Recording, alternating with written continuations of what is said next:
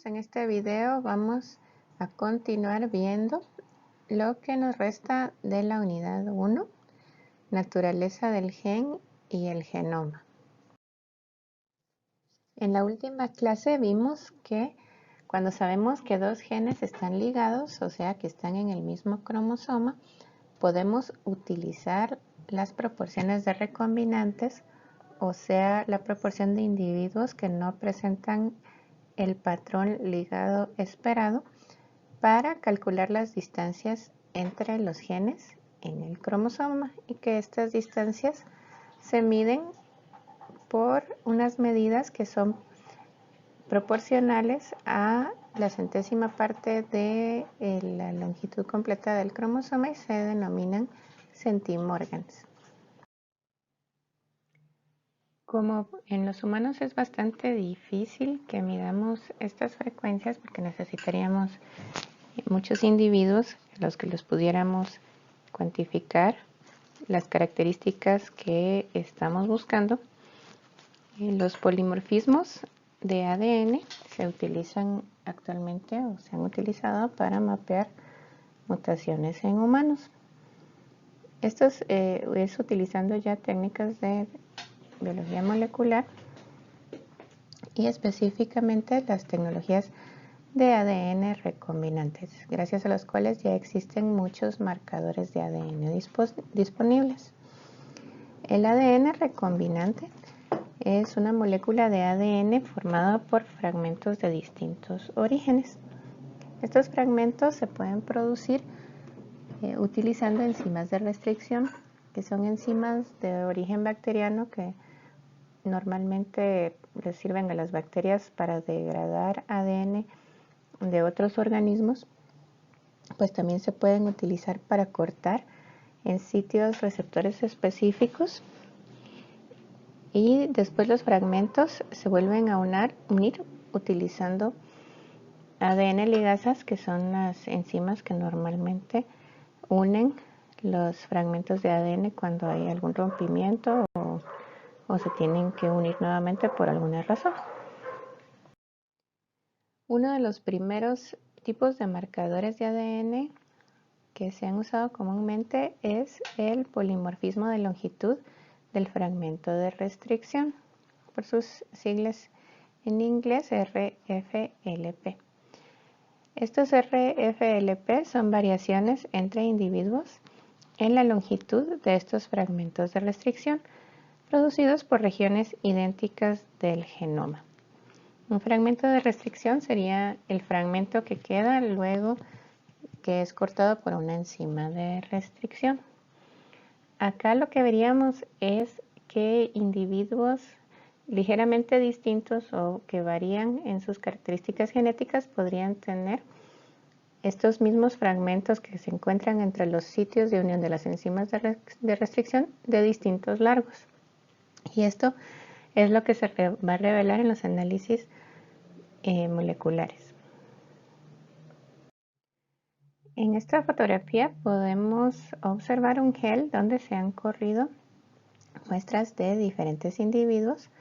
Vemos que cada una de las muestras de cada individuo son estas que están marcadas por números, y acá encontramos las mediciones que nos indican los distintos tamaños de nuestros marcadores. En este tipo de técnica en donde los geles se corren por electroforesis, lo que encontramos es que los fragmentos más pesados avanzan menos, mientras que los más livianos avanzan más. De esa forma se pueden distinguir o se pueden separar entre ellos sobre la base del tamaño del fragmento. Entonces acá vemos que tenemos varios distintos tamaños de fragmento y cada uno de estos va a corresponder a una longitud del fragmento de restricción distinta. Luego, cuando vemos en cada una de las muestras, vamos a encontrar distintas variantes que corresponden a distintos fragmentos de restricción. Aquí, por ejemplo, vemos que los individuos 2 y 5 presentan un patrón idéntico donde son iguales a este fragmento marcador, y acá está representado de otra forma donde se ve que es un fragmento de restricción largo, pesado, por eso se desplaza menos, y además no ha tenido ningún cambio o ninguna variación, ¿verdad? En cambio, en las otras, que son el 1, el 3 y el 4, vemos que están representados por estas líneas amarillas los distintos sitios de restricción nuevos en relación a los que se conocían antes, o al fragmento más largo en este caso, y observamos que da como resultado fragmentos distintos, de distintos tamaños y que son variantes, ¿verdad? Por ejemplo, en el número 1 vemos que se formó un fragmento pequeño y uno bastante largo, y acá en el G lo hemos representado como uno largo, pesado, un poco menos pesado que el más pesado que tenemos o que el más grande, y uno bastante más pequeño que sí avanzó más o se movió más en nuestro gel. Entonces, de esta forma nosotros podemos distinguir las variaciones en los mismos fragmentos que ya conocemos. Aquí estamos estudiando un fragmento ya conocido, y lo que vamos a poder estudiar son las distintas variaciones en una población, ¿verdad?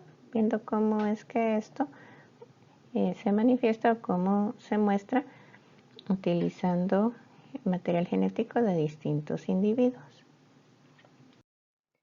Las variaciones en las secuencias de ADN crean o destruyen sitios de reconocimiento de las enzimas de restricción. Por lo tanto, las longitudes de los fragmentos resultantes van a ser distintas. Es decir, mientras más polimorfismo hay o más variedad o variación genética hay dentro de la población, es más posible que para el mismo sitio en el cromosoma o la misma secuencia encontremos distintos sitios de restricción que produzcan fragmentos de diferentes tamaños, y eso es lo que vamos a poder diferenciar, ¿verdad? Por ejemplo, aquí en este ejemplo dice una mutación elimina este sitio de reconocimiento de la enzima de restricción, entonces da como resultado un segmento de distinto tamaño.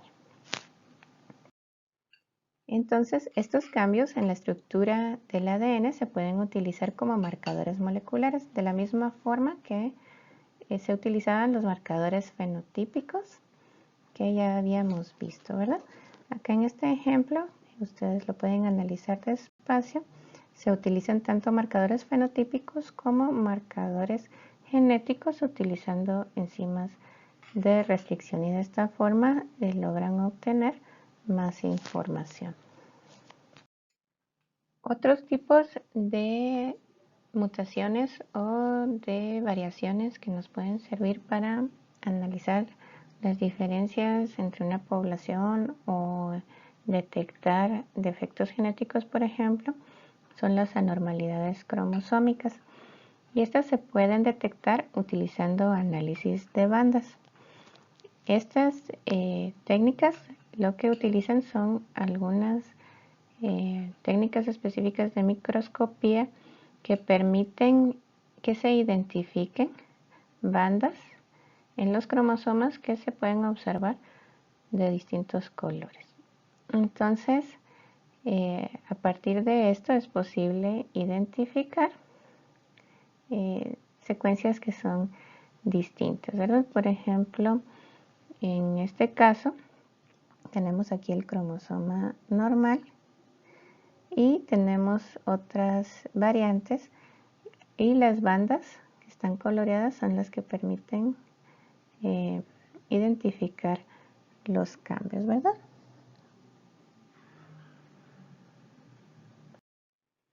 Existen bandas o patrones en los cromosomas que se pueden observar con microscopio óptico. No es a simple vista exactamente, pero no requieren ninguna técnica de microscopía asistida por computadoras, digamos por técnicas digitales, como por ejemplo los cromosomas gigantes de Drosophila melanogaster, que es la mosquita de la que hemos estado hablando. Las larvas de esta mosca tienen cromosomas en sus glándulas salivares que son extremadamente grandes, así como se observan en esta fotografía. Con una tinción bastante simple se tiñen las bandas de cromatina en las distintas partes del cromosoma y se pueden identificar muy bien con luz normal. Ahí se pueden detectar las regiones de eucromatina o cromatina verdadera, entre comillas, más compactos, y la heterocromatina, que es una cromatina no funcional, de eso vamos a hablar más adelante, que se ve como las bandas más pálidas. Ahora vamos a pasar al siguiente tema, que es reemplazo del gen y animales transgénicos. Acá les dejo el enlace del libro que está en línea, con el cual vimos o creamos el contenido de la clase. Vamos a comenzar a hablar que reemplaza el gen y lo llamado transgénico. Vamos a ver que no es exactamente la misma cosa, pero los dos son formas en las que se producen organismos modificados, o sea, organismos que tienen características, rasgos genéticos, genes distintos a los que tendrían normalmente.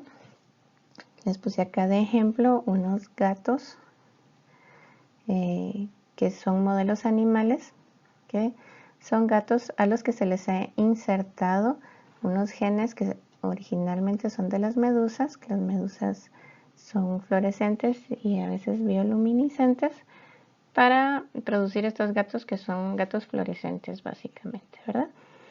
Y pues esto, ¿para qué podría servir? Pues no es solo para hacer gatos que brillen en la oscuridad. Para los gatos eso no es muy beneficioso. Sin embargo, los gatos se utilizan bastante para estudiar el VIH, porque los gatos tienen una forma de VIH bastante parecida a los de los humanos. Y resulta que este gen de gato fluorescente es un marcador, ¿verdad? Se le insertó a los gatos para marcar un gen de resistencia contra el VIH felino. Entonces, es una técnica de investigación que se utiliza actualmente. Por supuesto, esto no significa que se le insertó el gen a un gato adulto. Eso significa que este gen, para causar la fluorescencia, se le insertó al genoma de estos gatos que tienen el gen de resistencia contra el VIH felino. Entonces, para implementar esta tecnología, lo primero que se necesita es identificar genes y sus funciones. Los genes se identifican a partir de, por ejemplo, las propiedades bioquímicas de la proteína que codifican, como en ejemplos que hemos visto anteriormente, la similitud de la secuencia de la proteína codificada con la de proteínas de función conocida, o sea, si se sabe la secuencia de un segmento de ADN que produce una proteína conocida, una secuencia muy parecida probablemente va a producir la misma proteína o una con una función muy similar. Y por patrones de expresión y desarrollo interesantes, o sea, cosas que se pueden observar en los fenotipos. En ausencia de formas mutantes de estos genes, su función en vivo podría no estar clara. O sea, si no se sabe cuál es la forma mutante, digamos la forma alterada, también es difícil saber para qué serviría normalmente. Es decir, si algo no funciona es porque probablemente hubo una mutación o funciona de forma diferente, pero sin que este cambio no se manifieste tampoco se puede saber ese gen para qué servía. Al mutar genes específicos in vitro y reemplazando la copia normal por la forma mutante, es posible evaluar la función in vivo de este gen. Esta técnica de reemplazo se conoce como reemplazo o desactivación genética, en inglés lo van a encontrar como genetic knockout, que consiste en desactivar un gen y reemplazarlo por una forma mutante. Otras formas de introducción no implican solamente el reemplazo del gen original, sino también la integración de copias adicionales. Estos genes introducidos se conocen como transgenes y los organismos que los portan se conocen como transgénicos. Los organismos transgénicos pueden ser utilizados para estudiar la función y desarrollo de los seres vivos. O sea, son dos cosas distintas. Tenemos el reemplazo, que es cuando se reemplaza el gen original por una forma mutante, y tenemos cuando se insertan genes que no estaban ahí en ninguna forma. O sea, por ejemplo, es el caso del gato, en el que el gen para ser fluorescente no estaba antes en los gatos, se lo insertaron a su genoma y crearon una secuencia, un genoma distinto al que existía. Un ejemplo de reemplazo de gen es el de este gen que se llama antenapedia, lo abrevian ANTP, en Drosophila, y controla el crecimiento de las patas, pero una expresión errónea de este gen hace que en lugar de una antena, lo que le salga a la mosca es una pata, como vemos en esta fotografía, donde esta es la cabeza de la mosca y en el lugar que saldrían las antenas normalmente lo que vemos son patas de las moscas. Tanto los bloqueos de genes o reemplazos de genes como los animales transgénicos requieren genes que son clonados in vitro y luego son transferidos a células. Para lograr esto se necesitan técnicas algo complejas, como la que ustedes pueden ver aquí descrita. Tenemos un blastocisto de ratón. Un blastocisto es una de las primeras etapas de desarrollo embrionario. Cuando el individuo, después de la fecundación, se comienzan a dividir las células, y aquí está formada una especie de burbujita de células que tiene un espacio vacío al centro. Estos blastocistos están en un medio de cultivo y son bombardeados con energía para una técnica que se llama electroporación, que vamos a ver más adelante, que permite que a la célula entren genes que ya estaban seleccionados anteriormente, que puedan atravesar las membranas de la célula y del núcleo, y entonces entren genes externos, los genes que se están intentando introducir. Después de esto, los blastocistos se cultivan y se encuentran ahí células que ya están modificadas, digamos, ¿verdad? Se cultivan por aparte. Este cultivo de células se insertan a blastocistos distintos, a otros blastocistos de ratón, los cuales se le colocan a una hembra, una madre sustituta, y de ella nacen ratones que se producen a partir de estos blastocistos que ya tenían insertadas las células modificadas. Estas células modificadas, como en el momento en que fueron insertadas al blastocisto no estaban diferenciadas, se van a comenzar a dividir y se van a diferenciar en todos los tejidos de los ratones. Entonces van a formarse ratones que tienen algunas células o algunos de los genes de interés en prácticamente todos sus tejidos, en cualquiera de sus tejidos. Y sus células, incluso sus células reproductivas. Entonces ellos van a producir ya sea óvulos o espermas que podrían o no tener el gen de interés, dependiendo de si provienen de una de las células modificadas. Si así fuera, entonces ya su progenie, la que se produce a partir del gameto que se produjo a partir de la célula modificada, entonces vamos a tener individuos completos, que ahora sí todas sus células, ¿verdad? Porque, por ejemplo, el espermatozoide ya tenía la modificación, todas sus células que se derivan de ese mismo espermatozoide van a tener ya la modificación, y de esa forma tendríamos un organismo al que se le ha insertado el gen y está incorporado en todas sus células, en todos sus tejidos. Estas técnicas entonces han sido utilizadas principalmente para estudiar dos preguntas.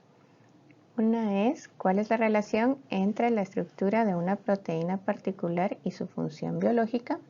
Y la otra es, ¿cuáles son las secuencias específicas de ADN necesarias para determinar el patrón de expresión de un gen particular?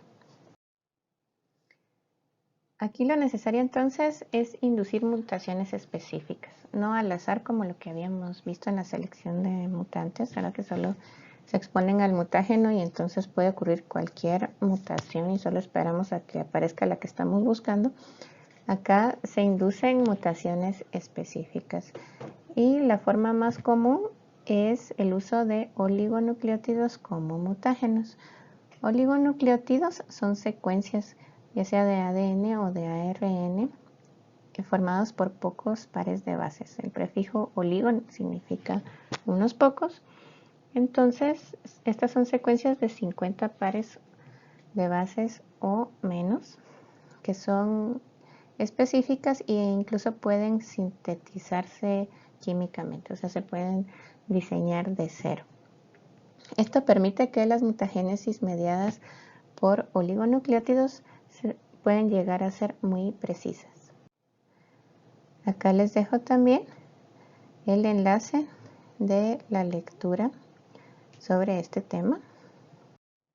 Por medio de estas técnicas de oligonucleótidos sintetizados artificialmente se pueden hacer modificaciones en los genes.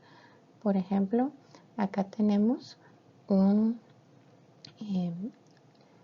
ADN circular al que se le va a causar una mutación eliminándole un segmento, el que está marcado aquí como B, utilizando el oligonucleótido sintetizado químicamente.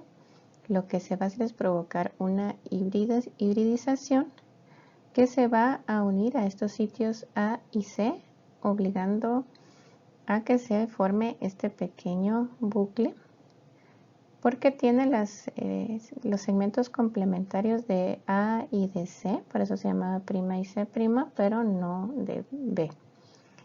Después de esto, se va a comenzar a copiar todo el resto de la cadena por medio de las polimerasas y ligasas necesarias, y cuando se tenga la hebra complementaria ya con el gen mutado o editado, ¿verdad? Porque ya no tiene la secuencia B, se van a utilizar enzimas de restricción para cortar los segmentos y después polimerasas para completar otra vez la cadena original. Y entonces al final vamos a tener dos copias del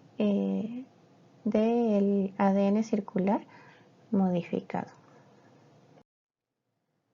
La transferencia de ADN a células eucariotas presenta retos distintos porque estas células tienen mecanismos para impedir que entren secuencias de ADN externo.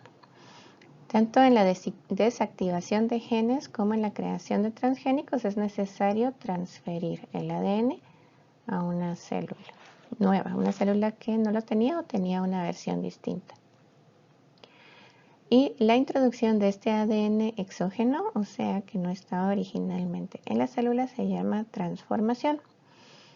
Algunas células pueden adquirir ADN de su medio sin necesidad de técnicas tan complicadas. Por ejemplo, las levaduras pueden ser tratadas con enzimas que remueven su pared celular, formando unos tipos de células sin pared celular que se llaman esferoplastos, las cuales adoptan el ADN que está en su medio por sí solas.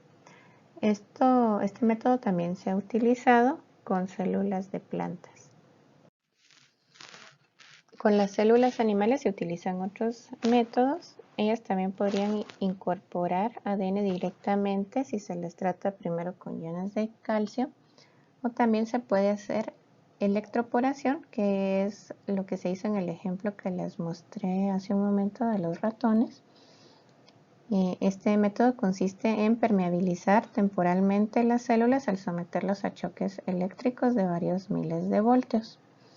Otra forma es inyectar directamente el ADN a células cultivadas de embriones que están en las primeras etapas de desarrollo. O sea, luego de las primeras divisiones, a veces se inserta el ADN directamente, mecánicamente, digamos, ¿verdad? Inyectado. Acá hay dos ejemplos de inserción de ADN exógeno a células de un Neurospora crasa, que Neurospora es un tipo de levadura. Y acá vemos que una forma es por esferoplastos. Estas enzimas disuelven la pared celular, haciendo que la membrana celular, que es mucho más permeable, deje entrar el ADN externo. O la electroporación, que lo que hace es permeabilizarlas temporalmente por unos segundos, permitiendo que el ADN entre. Aquí tenemos un ejemplo de electroporación en células animales. Acá los pequeños segmentitos verdes es el ADN que se quiere introducir. Entonces se somete a los choques eléctricos y eso hace que se formen como túneles temporales por los cuales pueden entrar los segmentos de ADN. Cuando pasa este efecto, la membrana celular se vuelve a cerrar, pero las secuencias de genes que insertamos pues ya quedaron adentro. Otro método es el que conocemos como microinyección o transformación libre de vectores, que es una inyección, como su nombre lo dice, directa del material genético de interés a la célula que proviene de un cultivo de células y que puede formar parte de un embrión. O sea, no está diferenciada, se puede volver a incorporar al embrión en sus primeras días o horas de desarrollo. Cuando el ADN exógeno ya está dentro de la célula y dentro del núcleo más específicamente, las enzimas reparadoras del ADN detectan ese ADN y piensan que lo necesitan incorporar, entonces lo incorporan a el ADN principal, a la secuencia completa, formando un ADN recombinante a partir de ADN exógeno. Solamente algunas de las células tratadas van a adoptar este ADN, por lo cual luego se necesitan técnicas para identificar e aislar los transgénicos.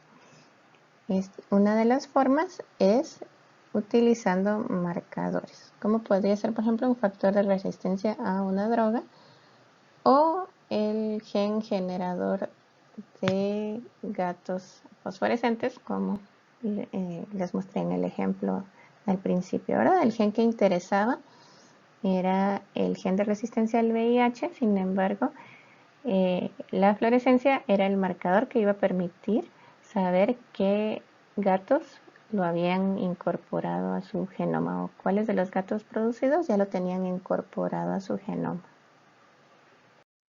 Las secuencias introducidas pueden pasar a formar parte del genoma de la célula que lo recibió de distintas formas. Por ejemplo, puede reemplazar el gen endógeno por recombinación homóloga, es decir, que se va a poner en el sitio donde estaba el gen original, el gen que está reemplazando, O también a veces podría mantenerse como un episoma, que es lo mismo que un plásmido en términos funcionales.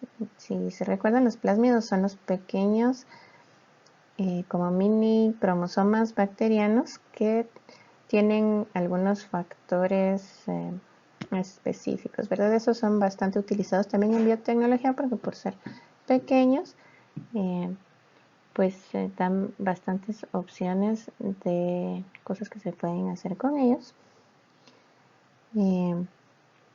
Y pues esta molécula queda fuera del ADN principal, pero eso no quiere decir que no se pueda transcribir y expresar. Aquí tenemos dos ejemplos de cómo puede ocurrir esta recombinación homóloga. Acá los segmentos rojos en los extremos del gen exógeno podrían ser homólogos a los del gen original, que está acá en azul. Por ejemplo, que el gen original, que era el azul, tiene unos sitios que resultan iguales a estos extremos del gen que se está introduciendo. Entonces así es como este gen que se está introduciendo sabe dónde tiene que entrar, en dónde se ensambla. O también podrían tener unos sitios homólogos a solo uno de los extremos, lo cual al final hace que formen un gen duplicado, podríamos decir así, donde tiene el original y el insertado. Y a este se le llama una quimera porque tiene las dos versiones. El reemplazo por desactivación de genes, que también se conoce como gene knockout, es una técnica de desactivación selectiva en la que se reemplaza el alelo original por uno mutante.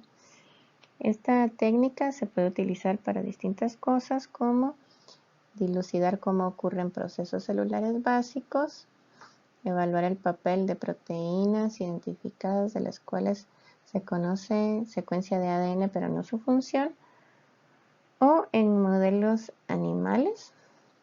Ratones básicamente sirve para estudiar enfermedades genéticas en humanos. O sea, por medio de estas técnicas se han producido ratones que tienen genes que hacen que tengan enfermedades parecidas a los humanos o condiciones iguales a los humanos que se expresen de la misma forma y por lo tanto se pueden estudiar en modelos animales. Acá hay un ejemplo, estos son ratones de laboratorio y hay algunas variedades diseñadas especialmente para estudiar diabetes que hacen que se produzcan ratones obesos y pueden ustedes ver la diferencia con un ratón original. Y pues esta característica hace que sean propensos a la diabetes como pasa en los humanos y ha permitido que se estudien muchas cosas con ellos.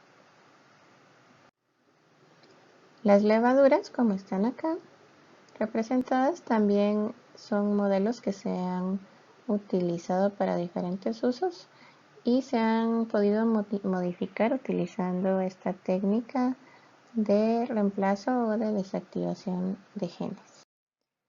Y hasta aquí vamos a dejar el contenido del primer parcial. Espero que tengan mucha suerte y que les esté yendo muy bien en sus otros exámenes. Y recuerden estar a tiempo a la hora del examen para que puedan hacer tranquilos todas sus actividades.